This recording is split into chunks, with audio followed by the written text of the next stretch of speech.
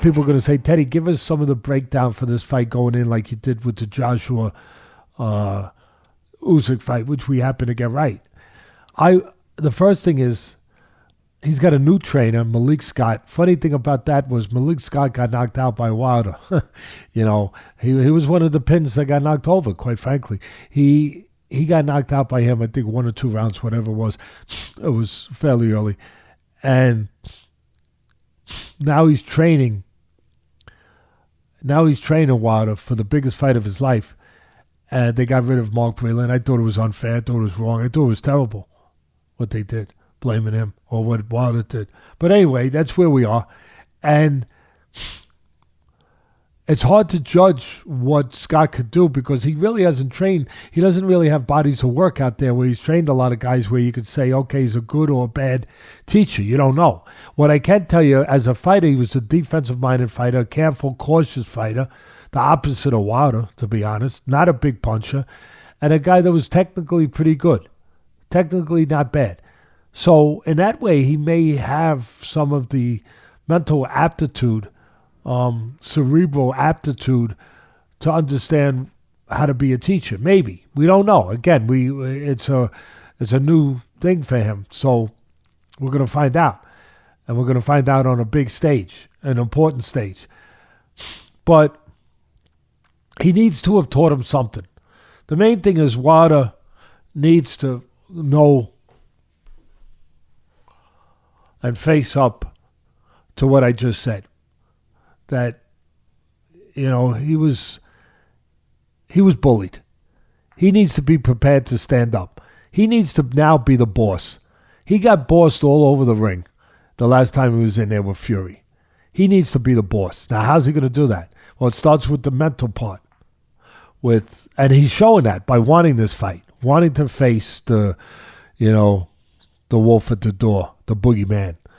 The ninjas coming over the wall. He's ready to face them. That's where it starts. He wants redemption. That's where it starts. Now, he's going to have to remember that. He's going to have to remember how it felt after that fight, when he made all the excuses about the suit was too heavy and Mark Breland poisoned him and all that terrible stuff. Terrible, absurd, ridiculous stuff. Really. You gotta be strong in that ring. So it starts with being strong outside it. Face up to that. Stop it. Stop it. I was the one who needed to be stronger. I was the one who needed to face what I had to face.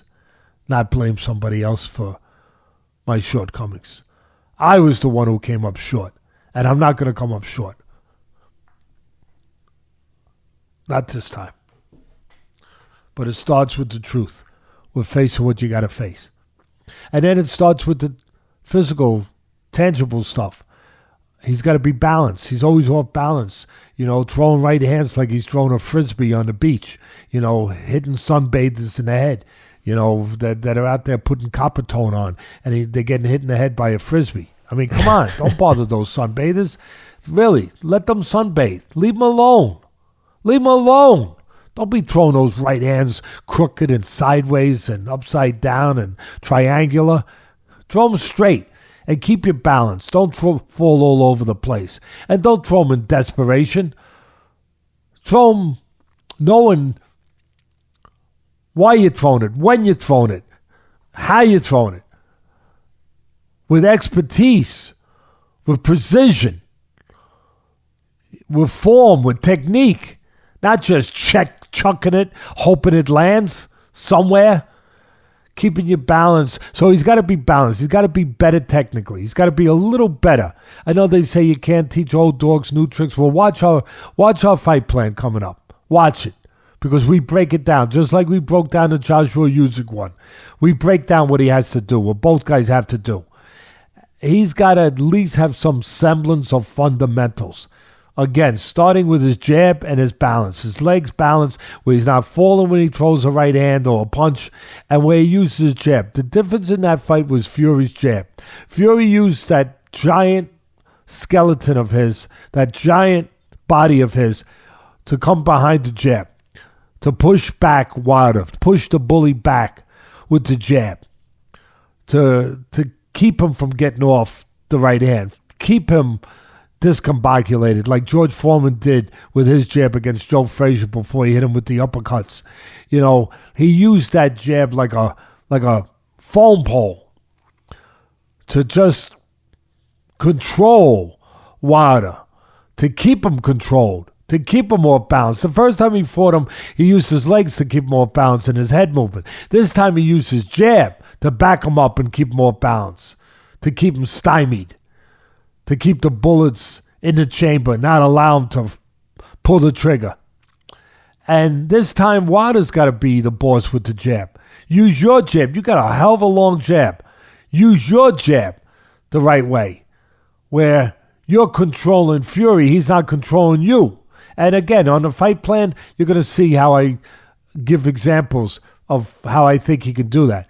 But the bottom line is, you got to be prepared to control him with the jab. Don't get controlled by his jab.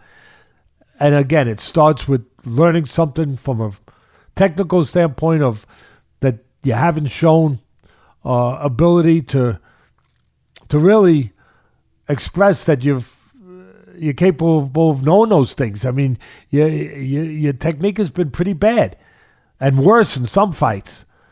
Except when you land that punch, that right hand, which you've landed many times, the lights go out. They've gone out. They've gone out. Except they didn't go out with Fury. They didn't go out with Fury.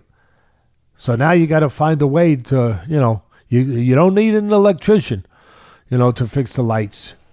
You might need a psychiatrist, but you got to be your own psychiatrist. You got to be your own psychiatrist. You do. You got to be what I'm talking about. And so you need that jab, you need that balance, and then you need to set up that right hand the right way. Again, don't chuck it like a frisbee. Really. Come on, stop. It's not good to throw right hands like frisbees. Ken, remember that. It's not good to throw right hands like frisbees. Throw it straight. Throw it for a purpose, with a purpose, at the right time, where you're timing it over his jab, or where you're slipping and throwing it and you're countering with it, or you're throwing it behind a nice solid jab. But again, it comes with being a boss. Comes with controlling range. Using your jab to do that. Not being pushed all over the place. Not being bullied. Not being bullied. It's your turn now to stand up to the bully. So,